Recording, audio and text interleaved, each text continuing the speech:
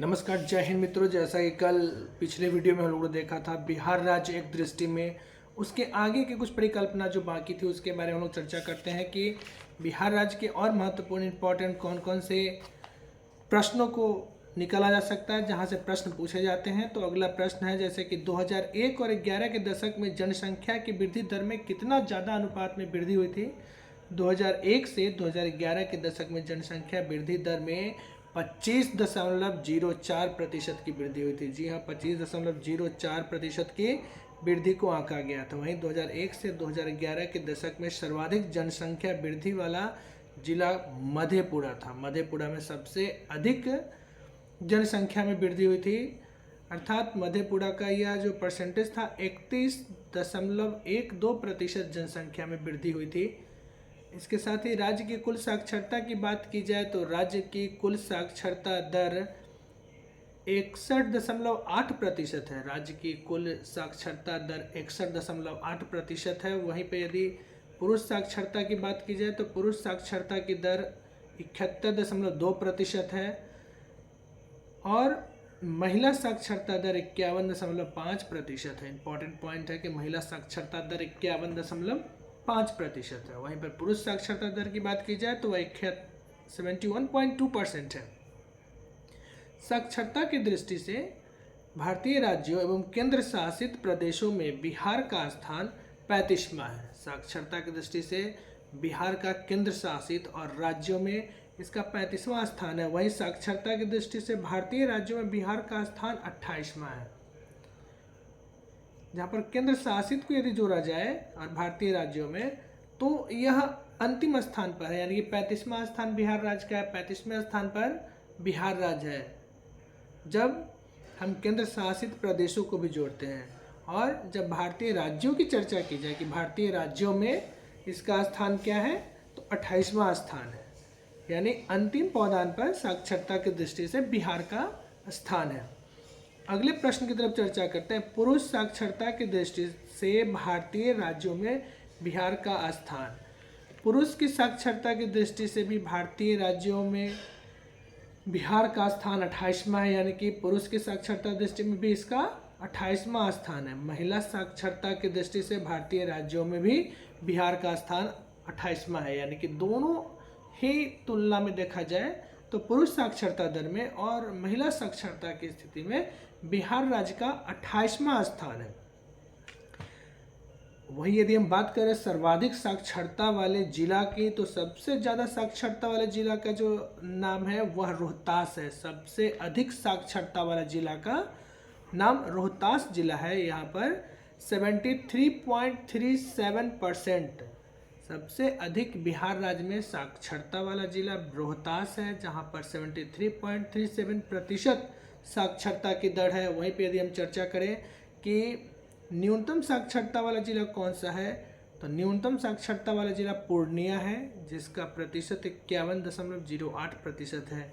आगे हम चर्चा करते हैं बिहार की प्रमुख नदियाँ। बिहार में कौन कौन सी नदियाँ हैं तो बिहार की जो प्रमुख नदियाँ हैं उसमें गंगा, सरयू, गंडक, बूढ़ी गंडक, बागमती, कोसी, सोन, महानंदा, कमला, पुनपुन, फल्गु और सकरी, पंचाने और कर्मनाशा, ये सब बिहार की प्रमुख नदियाँ हैं। और बिहार का शोक कोसी नदी को कहा जाता है। बिहार का शोक कोसी नदी को कहा जाता है। बिहार के प्रमुख दोआब कौन कौन से हैं तो घाघरा है, गंडक है, गंडक दोआब है, गंडक कोसी दोआब है, कोसी और महानंदा दोआब है। यानी ये सभी बिहार के प्रमुख दोआब नदियां हैं, जहाँ पे दो नदियों के बीच का संगड़ा हुआ है। ये सब बहुत ही इम्पोर्टेंट है परीक्षा के पॉइंट ऑफ व्यू से। अब हम देखते हैं कि गंगा नदी का बिहार में प्रवेश। गंगा नदी बिहार में कहाँ से प्रवेश करती है तो भोजपुर से प्रवेश करती है। गंगा नदी बिहार में भोजपुर जिला से प्रवेश करती है। भोजपुर से गंगा नदी का प्रवेश होता है। बिहार का जलप्रपात, यहाँ की स्थिति हम देखते हैं तो यहाँ पर ककोलत जलप्रपात नवादा में है और दुर्गावती जलप्रपात रोहतास जिला में है। अब वहीं देखते हैं कि गर्म जलवायु के झरने कहाँ कहाँ हैं। कहाँ गर्म जलवायु के झरने पाए जाते हैं तो सप्तधारा, ब्रह्मकुंड, सूर्यकुंड इत्यादि यहाँ के जो राजगीर में है। गर्म जलवायु के झरने, और मुंगेर में 2 जगह है, राजगीर और मुंगेर 2 जगह में गर्म जलवायु के झरने पाए जाते हैं। सिंचाई के साधन में बिहार में सिंचाई के साधन के लिए इस्तेमाल करने वाले प्रमुख संसाधन हैं नहरें, तालाब, कुएं, नलकूप एवं पाइप। बिहार में सिंचाई नहरों के द्वारा की जाती है, तालाब और कुआं से की जाती है, नलकूप और पाइप के माध्यम से भी सिंचाई की जाती है। पर सिंचाई की प्रमुख योजनाएं कौन सी है, तो गंडक परियोजना है, गंडक परियोजना के माध्यम से सिंचाई की जाती है। सोन परियोजना और कोसी परियोजना, ये 3 प्रोजेक्ट लगे हुए हैं जिस प्रोजेक्ट के माध्यम से सिंचाई का कार्य होता है। बिहार ताप विद्युत परियोजना की बात की जाए तो बरौनी ताप विद्युत परियोजना है, मुजफ्फरपुर ताप विद्युत परियोजना है, कहलगांव ताप विद्युत परियोजना है और बाढ़ ताप विद्युत परियोजना है जो प्रस्तावित है। इस तरह से 4 थर्मल पावर पॉइंट है। तो बिहार में पहला हो गया बरौनी, मुजफ्फरपुर, उसके बाद कहलगांव और प्रस्तावित है जो बाढ़ में है। अब जलवायु की चर्चा कर ले तो जलवायु मानसूनी जलवायु होती है, यहाँ की जलवायु मानसूनी जलवायु होती है। प्रमुख ऋतुओं की बात की जाए तो यहाँ की जो प्रमुख ऋतुएं हैं, ग्रीष्म ऋतु है जो मार्च से मध्य जून तक चलती है, यानी गर्मी का सीजन मार्च से लेकर के और जून तक चलती है।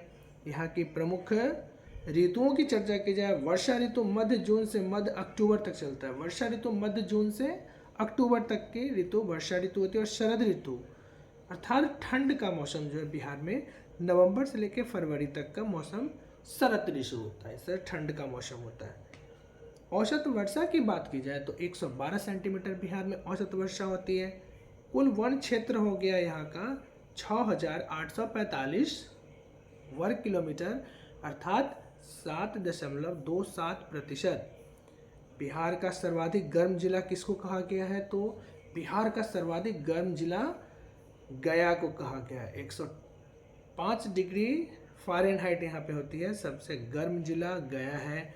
सर्वाधिक वार्षिक औसत तापमान कहाँ का होता है, तो भागलपुर का होता है। भागलपुर का औसत तापमान यहाँ पर होता है। सर्वाधिक औसत आर्द्रता वाला स्थान कहाँ है, तो यह भी भागलपुर में ही है। सबसे गर्म जिला कौन सा हो गया, तो गया को सबसे गर्म जिला कहा जाता है। बिहार में मानसून का प्रवेश कब होता है, तो 9 से 10 जून को बिहार में मानसून का प्रवेश होता है। वर्षा का स्रोत क्या है, तो दक्षिण पश्चिम मानसून की बंगाल की खाड़ी की शाखा, यहाँ पर वर्षा का स्रोत बंगाल की खाड़ी की शाखा से प्रारंभ होती है। सर्वाधिक वर्षा वाला जिला किशनगंज है, किशनगंज में सबसे अधिक वर्षा होती है। और सर्वाधिक वर्षा का स्थान भी किशनगंज ही है, किशनगंज में अधिक वर्षा होती है। इसे हम एक बार फटाफट याद कर ले और दिमागों में बैठा ले तो किसी भी कॉम्पिटिटिव एग्जाम के लिए हम इसे आसानी से सॉल्व कर सकते हैं इन सभी प्रश्नों को और बेहतर कर सकते हैं। इसके साथ ही आगे देखते हैं कि राज्य में यातायात एवं परिवहन के साधन क्या है, तो सड़क मार्ग है, रेल मार्ग है, वायु मार्ग है और जल मार्ग है। बिहार में यातायात के 4 साधन हैं जिसके माध्यम से हम परिवहन कर सकते हैं।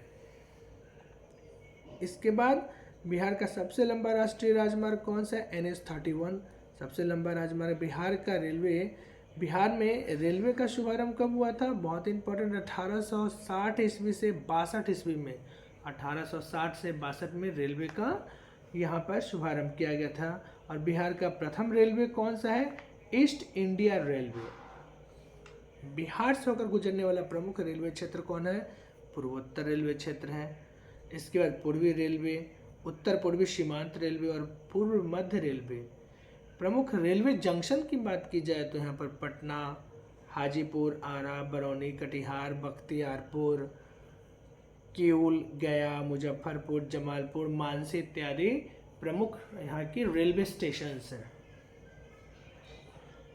राज्य में वायु परिवहन का सर्वप्रथम विकास 1960 ईस्वी में किया गया था। राज्य का प्रमुख हवाई मार्ग है यहाँ का एयरपोर्ट जो कि पटना में है, और जयप्रकाश नारायण हवाई अड्डा पटना इंटरनेशनल एयरपोर्ट है जो पटना में है। इसके साथ ही सैनिक हवाई अड्डा की बात की जाए, सोल्जर्स के लिए जो हवाई अड्डा बना है वो बिहटा एवं मुजफ्फरपुर में भी बनाया गया है बिहटा। अभी करंट में दरभंगा में भी एयरपोर्ट बनाया गया है।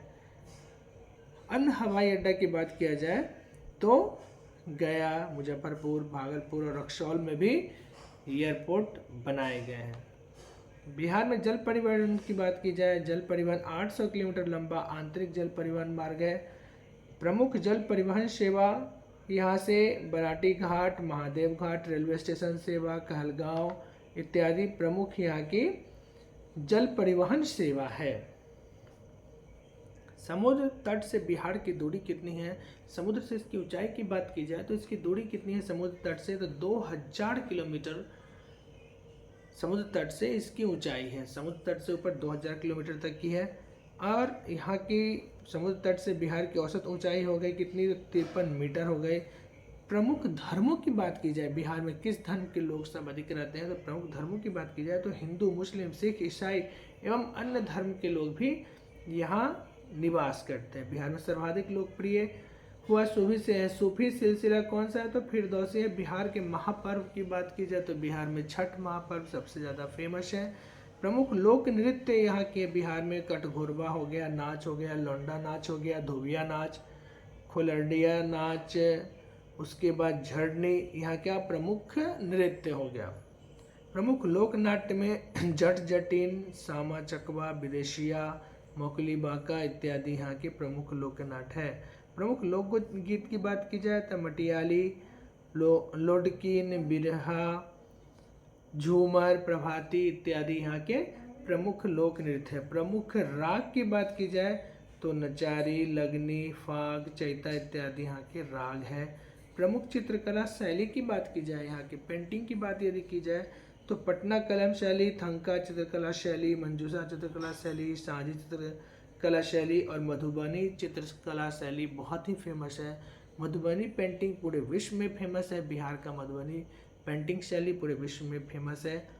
इस तरह से हम लोग बिहार के कुछ परिप्रेक्ष्य में भौगोलिक स्थितियों का फटाफट जायजा लिया और इस तरह हम बिहार एक दृष्टि में सभी तथ्यों को देखें। आप ध्यानपूर्वक सुने और इससे लाभ उठाएं। आपका दिन शुभ हो। धन्यवाद।